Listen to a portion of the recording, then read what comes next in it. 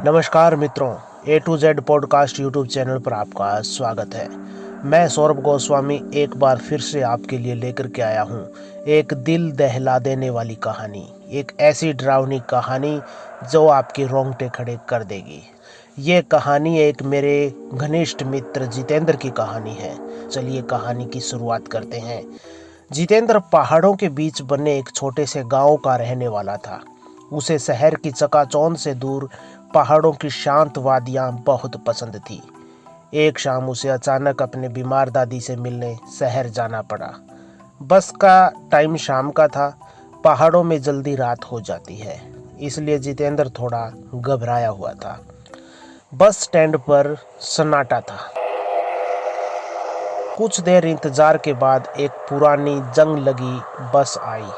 Driver एक लंबा दुबला आदमी था। उसके चेहरे पर एक भी भाव नहीं था। जितेंद्र बस में अकेला सवार था। उसने सबसे आगे वाली सीट ली और खिड़की के पास बैठ गया। बस चल पड़ी। जैसे जैसे रात गहराती गई, वैसे वैसे पहाड़ों के घने जंगल में अंधेरा गहरा होता गया। पेड़ों की काली परछाई खिड़की के अंदर झांकने लगी थी। अजीब सा सन्नाटा और तेज हवा की आवाज जितेंद्र को और ज्यादा डरा रही थी। कुछ देर बाद बस एक सुनसान मोड़ पर पहुंच चुकी थी, जो गांव से होकर जाता था। रास्ते में अक्सर अंधेरे में झोंपड़ियां दिखाई दे रही थी, जिनके टूटे हुए दरवाजे से अजीब सी रोशनी बाहर आ रही थी। जितेंद्र को लगा शायद यह रास्ता गलत है। तभी अचानक बस रुक गई। ड्राइवर ने पीछे मुड़कर भी नहीं देखा और जितेंद्र से कहा, कुछ देर रुकना पड़ेगा, बस खराब हो गई है। जितेंद्र घबरा गया। उसने पूछा, यहाँ कहाँ रुके हैं? आसपास कोई गांव भी तो नहीं है? ड्राइवर ने कुछ नहीं कहा। बस सन्नाटे में खड़ी रही, समय कटने का नाम नहीं ले रहा था। जितेंद्र डर के मारे कांप रहा था। तभी उसे खिड़की के बाहर कुछ हलचल सुनाई दी।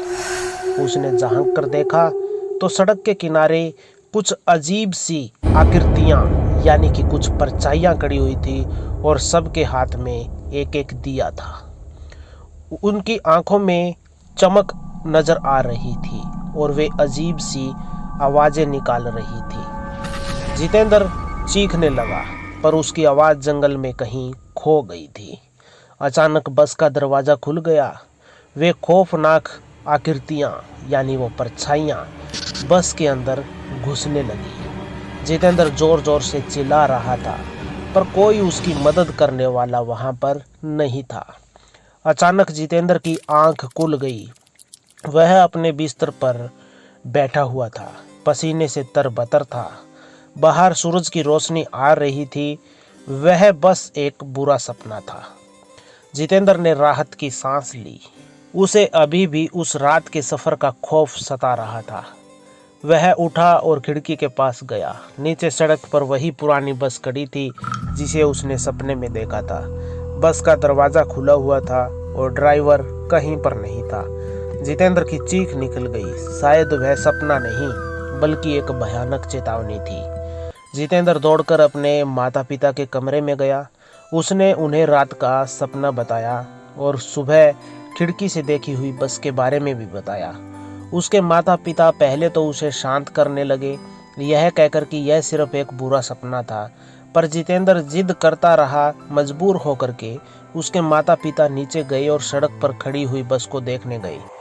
कुछ देर बाद वह वापस आए। उनके चेहरे पर परेशानी के भाव थे। उन्होंने जितेंद्र को बताया कि वहां पर कोई बस नहीं खड़ी है। शायद वह बस सचमुच में ही एक सपना था।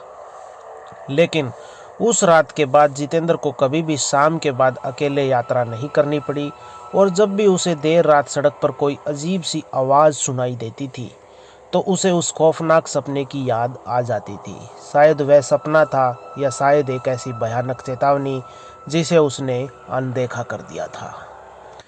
तो कहानी से यही शिक्षा मिलती है कि जब तक आपको किसी प्रकार की मजबूरी ना हो, रात्रि के समय अकेले में सफ़र करने से बचें। मिलते हैं इसी तरीके से आगे कभी किसी नए पॉडकास्ट में या इसी तरीके की हॉरर स्टोरी के साथ। तब तक वीडियो को लाइक कीजिएगा, दोस्तों के साथ में शेयर कीजिएगा और चैनल को सब्सक्राइब करके घंटी का बटन दबा लीजिएगा। जय हिंद, वंदे मातरम।